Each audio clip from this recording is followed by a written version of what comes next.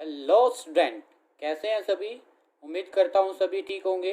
एक बार फिर से स्वागत करता हूँ मैं आप सभी का आपके अपने यूट्यूब चैनल पैशन केमिस्ट्री पर। आज हम 10th क्लास में क्वेश्चंस लेके आए हैं जो कि रिलेटेड होंगे आपके जो पीरियोडिक क्लासिफिकेशन है एलिमेंट्स का उन पर। ठीक है, मतलब जो हमने अभी तक टॉपिक किए हैं पिछली क्लासेस में जो है, इससे लास्ट वीडियो उसमें हमने किया था क्या, मॉडर्न पीरियोडिक टेबल। उससे लास्ट वाली वीडियो में हमने किया था मेंडलीव और न्यूलैंड लॉ ऑफ ऑक्टेव। और जो फर्स्ट वीडियो है उससे लास्ट वीडियो में हमने डिस्कस किया था डुबेरियर ट्राइड्स। तो इन तीनों से मिक्सअप क्वेश्चन हम डिस्कस करने वाले हैं। कैसे आपके जो है एग्ज़ाम में क्वेश्चन पूछे जाएंगे वो भी मैं आपको बताऊंगा, और आपको क्वेश्चन कैसे टैकल करना है, कैसे उसको सोल्व करना है, कैसे हमें उस क्वेश्चन के बारे में सोचना है कि हम इसको कैसे सोल्व करें, ये सब बातें हम आज करने वाले हैं। देखो, आज मैं सॉल्यूशन साथ में डिस्कस करने वाला हूँ, क्योंकि काफ़ी बच्चों को ये नहीं पता रहता कि क्वेश्चन पूछने के बाद इसको हम कैसे सोल्व करें, क्या सोची, क्या पूछा गया है, क्वेश्चंस को हम कैसे समझें। ठीक है, तो थोड़ा सा इस वजह से हम क्वेश्चन के साथ आंसर को डिस्कस करेंगे। तो मेरे साथ बने रहिए आप क्वेश्चन के साथ। ठीक है, और अपने साथ अपना पेन और नोटबुक रखें और अपने नोट्स को प्रिपेयर करें। तो चलिए स्टूडेंट्स, हम स्टार्ट करते हैं अपना फर्स्ट क्वेश्चन आज का। और ये मैक्सिमम क्वेश्चन रहेंगे एनसीईआरटी टेक्स्ट प्रॉब्लम में ये। ठीक है, तो देखिए आपका जो फर्स्ट क्वेश्चन है ये आपसे कह रहा है, did Dobereiner triads also exist in the column Newlands octave, compare and find out. तो सबसे पहले देखो, आपको समझना चाहिए कि डुबेरियर थे जो साइंटिस्ट, उन्होंने क्या बताया था। डुबेरियर ट्राइड है जो क्या कहता है, और ये कैसे न्यूलैंड लॉ ऑफ ऑक्टेव से रिलेटेड है, कैसे न्यूलैंड लॉ ऑफ ऑक्टेव से रिलेटेड है। क्लियर है, तो कंपेयर करना है और हमें पता लगाना कि क्या ये बात जो है पूछी गई है आपसे क्वेश्चन में, ये ठीक है या नहीं है। ठीक है, तो डुबेरियर देखिए, डुबेरियर ने क्या कहा था, किसी भी 3 एलिमेंट्स का हम ट्राइड बनाएंगे। तो देखिए मैंने क्या किया, लिथियम, सोडियम, पोटासियम का ट्राइड बनाया है। क्या ट्राइड का मतलब क्या है, 3 जो है एटम्स या एलिमेंट्स को हम एक ग्रुप बनाएंगे, उसको ट्राइड कहेंगे। ये डुबेरियर के ट्राइड में मैंने आपको बताया था। और जो मिड वाला एलिमेंट है इसका एटॉमिक मास कैसे निकालेंगे, जो फर्स्ट और थर्ड है इनका एवरेज, इनके एटॉमिक मास का क्या कर देंगे, एवरेज। सेम इस केस में देखिए, बेरिलियम, मैग्नीशियम, कैल्शियम, 3 एलिमेंट्स का हमने क्या बनाया, ट्राइड बनाया। और मिड वाले का हमें क्या निकालना है, एटॉमिक मास अगर फाइंड आउट करना है तो बेरिलियम का एटॉमिक मास प्लस कैल्शियम का एटॉमिक मास डिवाइड बाई 2। इस तरीके से हम क्या निकालते थे, मिड जो हमारे पास एलिमेंट है उसका क्या निकाला था, एटॉमिक मास। ठीक है, तो जैसे चलिए हम स्टार्ट करते हैं। लिथियम, लिथियम का एटॉमिक नंबर कितना होता है, लिथियम का एटॉमिक नंबर कितना होता है बोलिए, सॉरी एटॉमिक मास कितना होता है, 6। ओके, और एटॉमिक नंबर होता है 3। Na का हमें फाइंड आउट करना है। और हमारे पास क्या है, पोटासियम, कितना है, पोटासियम। पोटासियम का एटॉमिक मास आपको पता होना चाहिए, कितना होता है बोलिए जल्दी से कमेंट बॉक्स में, तब तक मैं करता हूँ।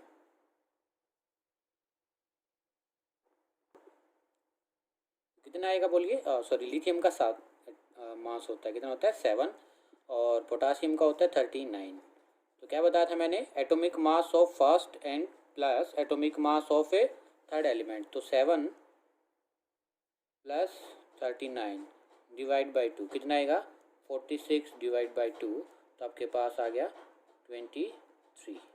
एटॉमिक मास जो होता है सोडियम का वो कितना होता है, 23। ये डुबेरियर का ट्राइड्स था। क्लियर है, ऐसे आप ट्राई कर सकते हैं। बेरिलियम, मैग्नीशियम का हमें फाइंड आउट करना है, और कैल्शियम, कैल्शियम का 40 होता है, बेरिलियम का 9। ठीक है, और ऐसे ही मैग्नीशियम का आप क्या निकाल सकते हो, या 8।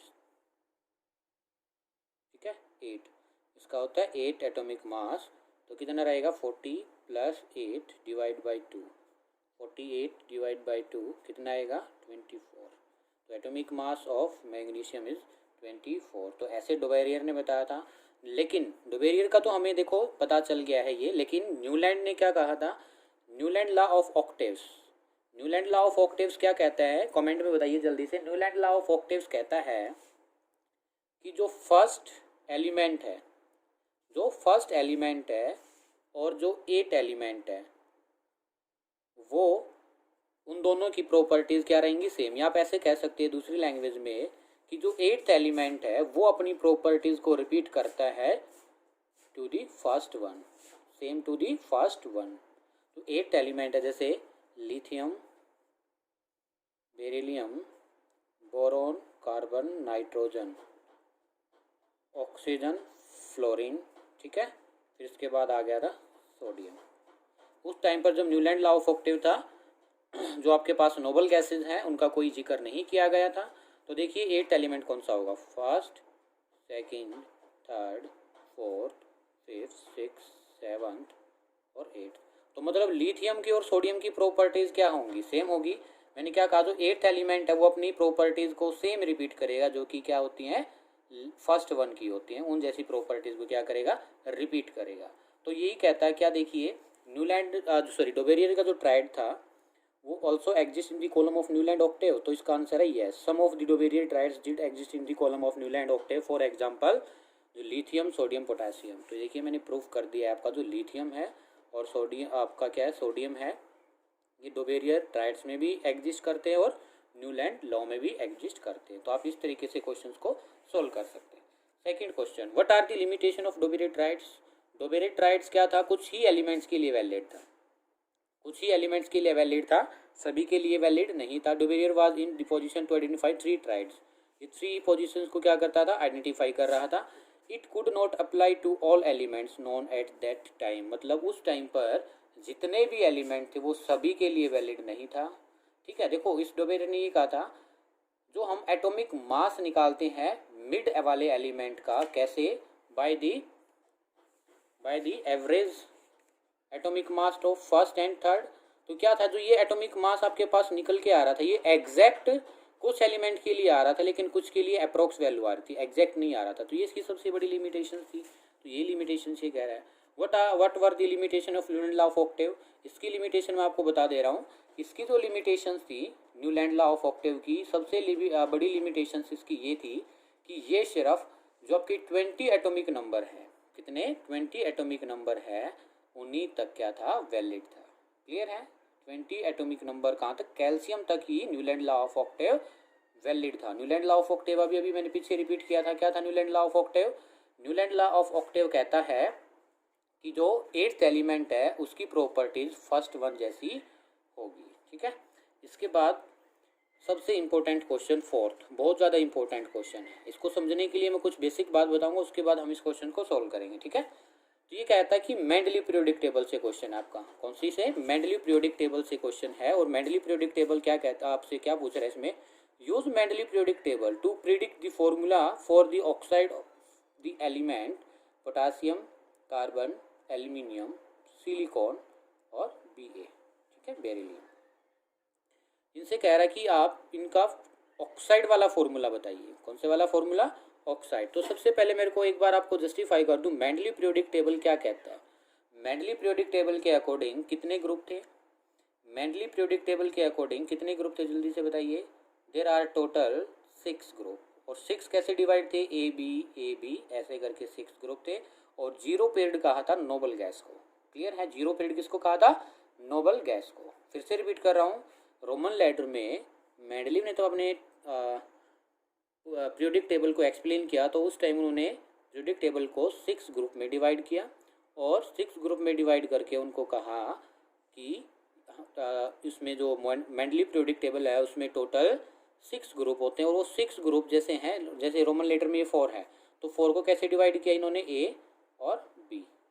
इस तरीके से आप पीछे जो मैंने आपको मेंडली पीरियोडिक टेबल जहाँ पर एक्सप्लेन किया वहाँ पर आप देख सकते हैं। और एक 0 पीरियड अलग से बनाया, तब इन्होंने क्या था, तब आपके पास नोबल गैस की डिस्कवरी हुई, तो उन्होंने एक 0 पीरियड बना दिया, और 0 पीरियड में सभी नोबल गैसेस को रख दिया। क्लियर है। सेकंड बात, मेंडली पीरियोडिक टेबल की क्या थी, इन्होंने सिर्फ हाइड्राइड और ऑक्साइड वाले फॉर्मूले ही सबसे ज़्यादा डिस्कस किए। मतलब जो केमिकल प्रॉपर्टीज एलिमेंट की फाइंड आउट की इन्होंने, वो ऑक्साइड वाली और हाइड्राइड वाली, ऑक्साइड वाली और हाइड्राइड वाली। तो समझ आया, ये 2 बातें इंपॉर्टेंट है। ये 2 बातें अगर आपको आती हैं तो ये हमारा क्वेश्चन इजीली से हो जाएगा। तो देखिए कैसे, मेंडलीव ने कितने बताया, टोटल 6 ग्रुप, कितने थे, 6 ग्रुप। क्लियर है। और जो ये 6 ग्रुप है कैसे डिवाइड थे, ए और बी फॉर्म में। और एक जीरो पीरियड था हमारे पास। क्या था? Zero period. इसमें कौन से थे एलिमेंट? Noble gas. कौन सी थी? Noble gas. इतना क्लियर है सभी को? Very good.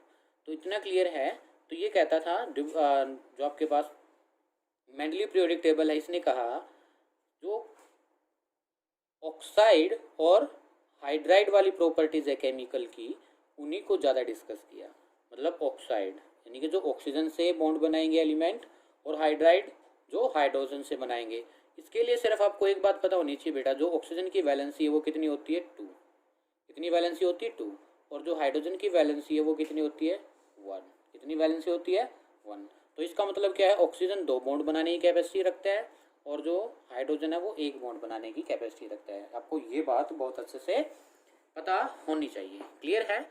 तो चलिए, इसके बाद कह रहा है कि पोटासियम, यहाँ पर जिसका हमें क्या लिखना है, जिसका हमें क्या ऑक्साइड लिखना है, उसके वाले एलिमेंट को लिखेंगे। पोटासियम के लिए हमें फाइंड आउट करना ऑक्साइड का फॉर्मूला, और किसके लिए करना था? कार्बन के लिए, एल्यूमिनियम के लिए, सिलिकॉन के लिए और Ba के लिए। ठीक है, बेरियम। क्लियर है? Potassium, carbon, aluminium, silicon, Ba। Okay. तो इसके लिए आपको पता होना चाहिए सबसे पहले कि जो पोटासियम, इसकी वैलेंसी क्या होती है। मैंने कल लास्ट वाली वीडियो में जब मॉडर्न पीरियोडिक टेबल पढ़ाया है आपको, वहाँ पर तब ग्रुप 1 का डिस्कशन किया था और ग्रुप 2 का, ठीक है, ग्रुप 3 का, सॉरी ग्रुप 13 का, ग्रुप 14 का। ठीक है, तो उसके लिए मैं आपको एक बात बताना चाह रहा हूँ। यहाँ पर ग्रुप 1 की आपको याद रखना हमेशा वैलेंसी के बारे में, इसके बारे में, वैलेंसी के बारे में। जो ग्रुप 1 है इसकी वैलेंसी होती है बेटा जी 1, क्योंकि इसकी आउटर मोस्ट जो सेल होती है उसमें एक ही इलेक्ट्रॉन प्रेजेंट होता है। और जो ग्रुप 2 है उसकी वैलेंसी होती है 2, क्योंकि इसकी आउटर मोस्ट सेल में 2 इलेक्ट्रॉन प्रेजेंट होते हैं। और ग्रुप नंबर ये 1, ग्रुप नंबर 2, और जो ग्रुप नंबर 13 है, कौन सा ग्रुप नंबर 13? लाइक एल्यूमिनियम, इसकी जो वैलेंसी होगी वो होगी 3।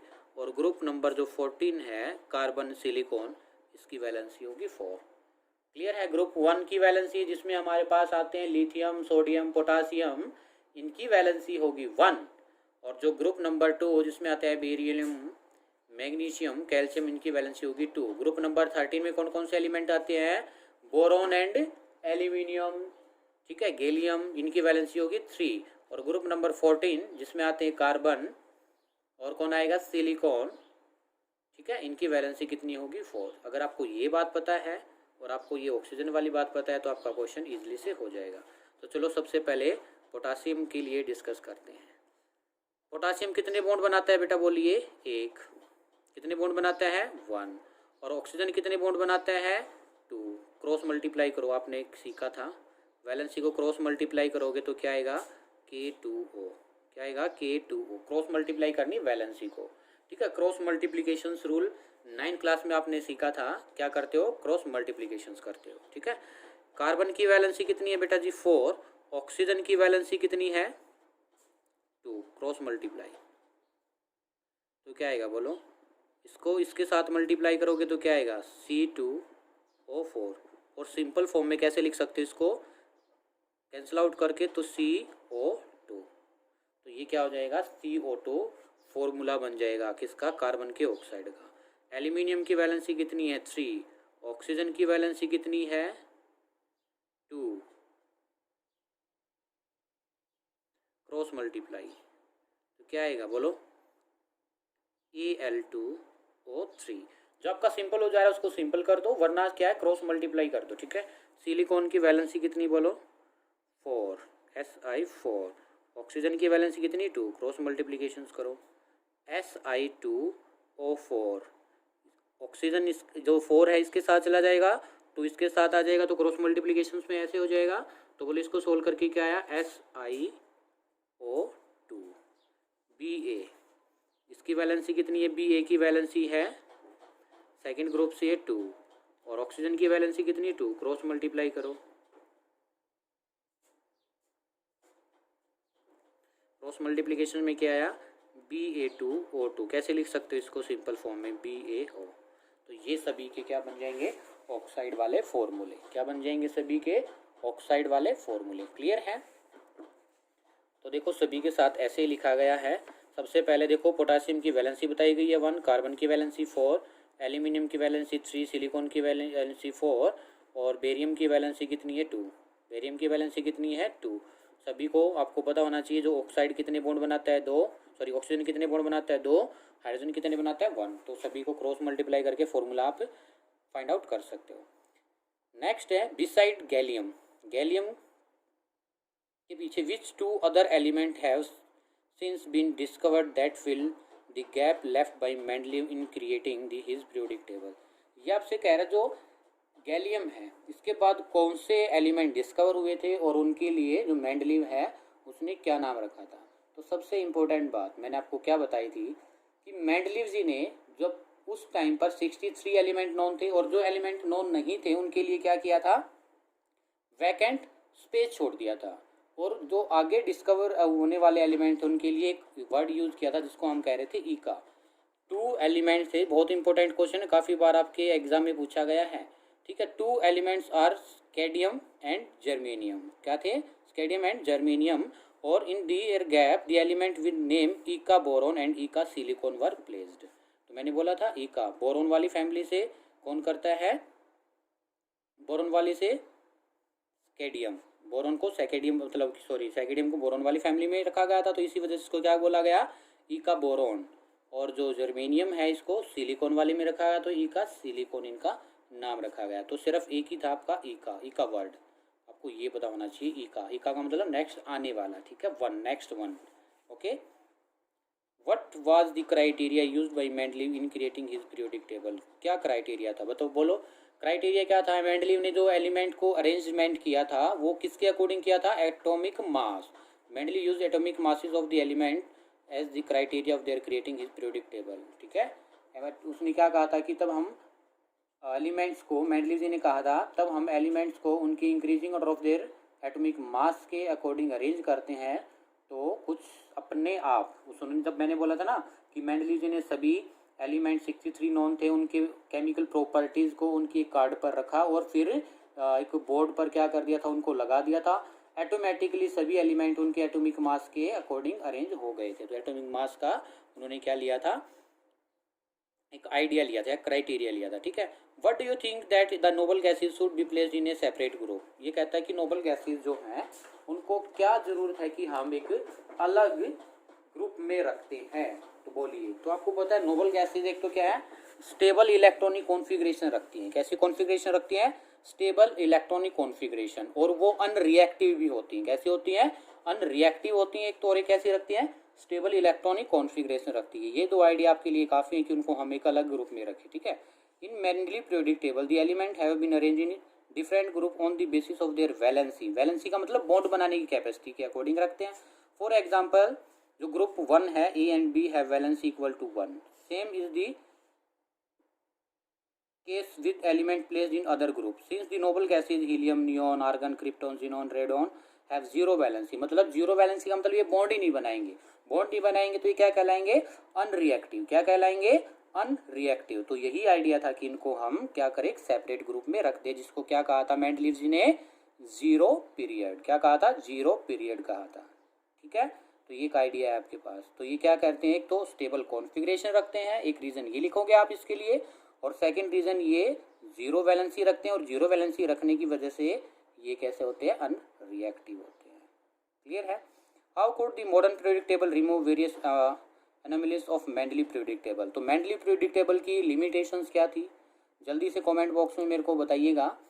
मेंडलीव जी ने क्या कहा था, काफ़ी लिमिटेशंस थी। तो सबसे पहले लिमिटेशंस उसकी क्या है, अगर सिंपल हम डिस्कस करते हैं तो उन्होंने क्या था, जो आइसोटोप होते हैं एलिमेंट के, क्या होते हैं जो आइसोटोप एलिमेंट्स लाइक हाइड्रोजन के आइसोटोप हैं, कार्बन के आइसोटोप हैं, उनको क्या था, कोई जगह नहीं दी थी मेंडलीव पीरियोडिक टेबल ने। सेकंड लिमिटेशंस क्या थी, वो एलिमेंट जो कि सेम प्रॉपर्टी शो करते हैं उनको डिफरेंट ग्रुप में रख दिया था। ठीक है। थर्ड, वो एलिमेंट जो कि डिफरेंट प्रॉपर्टीज शो करते हैं उनको सेम ग्रुप में रख दिया था। ठीक है, तो इनको कैसे किया था, जो मॉडर्न पीरियोडिक टेबल ने क्या कहा कि एलिमेंट जो है वो किसका फंक्शन होते हैं, एटॉमिक नंबर का, ना कि मास का। और एटॉमिक नंबर के अकॉर्डिंग तब हम किसको अरेंज करते हैं, एलिमेंट को अरेंज करते हैं। तो ऑटोमेटिकली जो सेम प्रॉपर्टी शो करने वाले एलिमेंट है वो सेम ग्रुप में आ गए, और जो डिफरेंट एटॉमिक प्रॉपर्टी शो करने वाले वो डिफरेंट ग्रुप में आ गए। और आइसोटोप की जगह क्या है, जो एटॉमिक नंबर, जैसे क्लोरीन का एग्जांपल लिया, लास्ट वीडियो देख सकते हैं आप। तो जो क्लोरीन है एटॉमिक नंबर कितना होता है 17, लेकिन आइसोटोप कौन से होते हैं क्लोरीन के आइसोटोप कौन से होंगे, chlorine atomic number 17 35, chlorine atomic number 17 37। तो दो आइसोटोप हुए 35 और 37। लेकिन जो मॉडर्न पीरियोडिक टेबल है उसके अकॉर्डिंग एलिमेंट कैसे अरेंज है, एटॉमिक नंबर। तो इसका भी एटॉमिक नंबर 17 है, इसका भी एटॉमिक नंबर 17, तो ये एक ही जगह पर आएंगे। तो इस तरीके से क्या किया मॉडर्न पीरियोडिक टेबल ने, जो मेंडलीव की लिमिटेशंस थी उनको रिमूव कर दिया। क्लियर है। नेक्स्ट क्वेश्चन क्या कहते हैं, name two element you would expect to show chemical reaction similar to magnesium, what is the basic for this choice. Magnesium जैसी सेम प्रॉपर्टी शो करने वाले दो एलिमेंट का नाम बताइए। तो देखिए मैग्नीशियम बिलोंग करता है सेकंड ग्रुप से, एल्कली अर्थ मेटल उसको हम कहते हैं, क्या कहते हैं, एल्कली अर्थ मेटल कहते हैं। Two elements belong to the same group are calcium and strontium, या आप इसको और भी कह सकते हो कैल्शियम और बेरिलियम, या बेरियम भी कह सकते हैं। तो दो एग्जाम्पल आपको याद हो जाएंगे। This basis of choice is the electronic configuration या electron distribution in the valence shell of this element, all of them have 2 electron each. तो ये मैंने कल जब मॉडर्न पीरियोडिक टेबल आपको समझाया था वहाँ पर भी बताया था, अब भी बताया था कि जो ग्रुप नंबर 2 के हैं वो दो वैलेंसी दिखाएंगे, क्योंकि उसकी आउटर मोस्ट में क्या है, 2 इलेक्ट्रॉन प्रेजेंट है। तो इसका आंसर हो जाएगा। क्लियर है। तो सिर्फ आपको अच्छे से क्या करना है, एलिमेंट्स के एटॉमिक नंबर और मास आपको पता होना चाहिए। ठीक है। देखिए जैसे दिखाया गया है टेबल बना करके, मैग्नीशियम का एटॉमिक नंबर कितना होता है 12, कैल्शियम का 20, स्ट्रोंटिनियम का 38, सेल कौन सी K L L M M N O. तो कितने इस तरीके से सेल में इलेक्ट्रॉन दिखाए गए, कितने इसमें ओ में सेल में 2 electrons 2 electrons 2 electrons 2 electrons. Clear है। नेक्स्ट क्वेश्चन, आपको नेम बताना है 3 element that have single electron in their outermost. Single electrons किसमें होता है, ग्रुप नंबर 1, किसमें होता है group number 1, lithium sodium potassium. 3 element have the 2 electron in their outermost shell, अभी बताया है मैग्नीशियम कैल्शियम और स्ट्रोंटिनियम या बेरिलियम, बीई, यहाँ पर इजी लिख सकते हो आप बीई, बेरिलियम मैग्नीशियम कैल्शियम, अगर आपको याद ना रहे तो। ठीक है। नेक्स्ट कह रहा है 3 element which filled outermost shell. Filled का मतलब क्या, completely filled, noble gas. Filled का मतलब क्या है, ये कंप्लीटली फिल्ड। तो इस केस में आप नोबल गैस का आंसर दोगे। कंप्लीटली फिल्ड की बात आ जाए तो नोबल गैस का। ठीक है। इसके बाद ये आपका क्वेश्चन हो गया। ठीक है। नेक्स्ट क्वेश्चन 11th क्वेश्चन आपसे कह रहा है lithium sodium potassium are all metal that react with water to liberate hydrogen gas. Is there any similarity in the atom of this element? ठीक है। इससे आपसे क्वेश्चन कर रहा है ये, helium is an unreactive gas, neon is a gas of extremely low reactivity, what if anything do their atom have in common।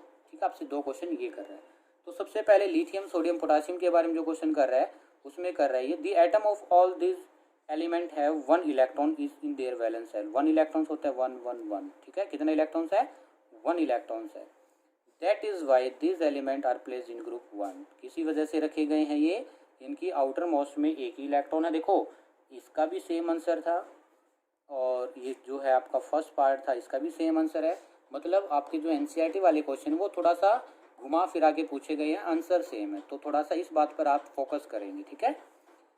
और क्या कह रहा है ये, that is why this element are placed in group number 1 known as alkali metals. क्या कहते हैं group number 1 को, alkali metals group. This electronic configuration of this element are given, lithium 2, L में कितना इलेक्ट्रॉन्स है 1, एम में कुछ electrons होता ही नहीं, सोडियम 2 8 2 8, एम में कितने इलेक्ट्रॉन्स है 1, के 2 8 8, और एन में कितना इलेक्ट्रॉन 1, तो 1 1 1। ठीक है। कितने इलेक्ट्रॉन्स है 1 1 1। और इसकी में भी देखोगे तो भी आपका क्या है, एक इलेक्ट्रॉन इसमें नजर आ रहा है आपको, एक इलेक्ट्रॉन इसमें नजर आ रहा है, एक इलेक्ट्रॉन इसमें। तो आउटर मोस्ट में ओनली 1 इलेक्ट्रॉन्स है, इस वजह से इनको हम एक ही ग्रुप के अंदर रखते हैं। तो all this 3 element involve hydrogen gas on reacting with water. देखो लिथियम को रिएक्ट किया गया हाइड्रोजन गैस, सोडियम को रिएक्ट किया गया हाइड्रोजन गैस, पोटासियम को रिएक्ट कराया गया हाइड्रोजन गैस। क्लियर है। तो इस तरीके से हाइड्रोजन गैस ये क्या करेंगे, ये लिबरेट करेंगे। ठीक है। Second period start from lithium, third period start sodium, fourth period start from potassium. Both these element, second का आंसर क्या है, हीलियम एंड रिएक्टिव गैस। देखो हीलियम और नियॉन ग्रुप नंबर 18 के एलिमेंट और ये फुल फील्ड कॉन्फ़िगरेशन रखते हैं, इस वजह से ये क्या है, अनरिएक्टिव है। यही रीज़न इसमें बताया गया है। Both are element have completely filled shell, ये जो है Z is equal to has 2 electron in the only shell and the other element neon 10 तो has both KL shell full filled 2 और 8 के में मैक्सिमम इलेक्ट्रॉन कितने आ सकते, कल बताया था मैंने 2n की पावर 2, और के लिए n की वैल्यू क्या होती है 1, L के लिए वैल्यू होती है 2। ठीक है, इस तरीके से फिल करोगे तो 2 8, L में आपके इलेक्ट्रॉन्स मैक्सिमम 8 आ सकते हैं। Because of this filled shell this atom of these elements do not have any desire to take part in the chemical combination and they have been placed together in the same group known as group number 18 या 0 group. Clear है, ये इसका answer है। और main reason इसका यही कि इसके पास फुल फील्ड कॉन्फ़िगरेशन, इस वजह से केमिकल रिएक्शन में पार्टिसिपेट नहीं करते। अगर केमिकल रिएक्शन में पार्टिसिपेट नहीं करेंगे तो ये कैसे होंगे, अनरिएक्टिव होंगे। तो ये कुछ 11 इंपॉर्टेंट क्वेश्चन थे। ठीक है, आप इसको वीडियो को पॉज करके बीच में आप इसको क्या कर सकते हो, लिख सकते हो। ठीक है, तो हमने इसमें क्या सीखा कि कैसे क्वेश्चंस हमें दिए जाएंगे जो हमने अभी तक पढ़ा है, और कैसे उनको सोल्व किया जाएगा, कैसे क्वेश्चन को समझना है, ये सब बातें हमने इसमें क्या डिस्कस की हैं। क्लियर है। अगर आपको ये वीडियो अच्छा लगा तो प्लीज़ वीडियो को लाइक कीजिए, शेयर कीजिए, और कमेंट बॉक्स में आपको बताना है कि वीडियो कैसा रहा, या जो मैंने क्वेश्चन आपसे पूछे हैं उनका आंसर करना है। और लास्ट टाइम जाते टाइम आप चैनल को सब्सक्राइब ज़रूर करके जाएं। ठीक है, ताकि आपको नई वीडियो की नोटिफिकेशन मिलती रहे। Thank you.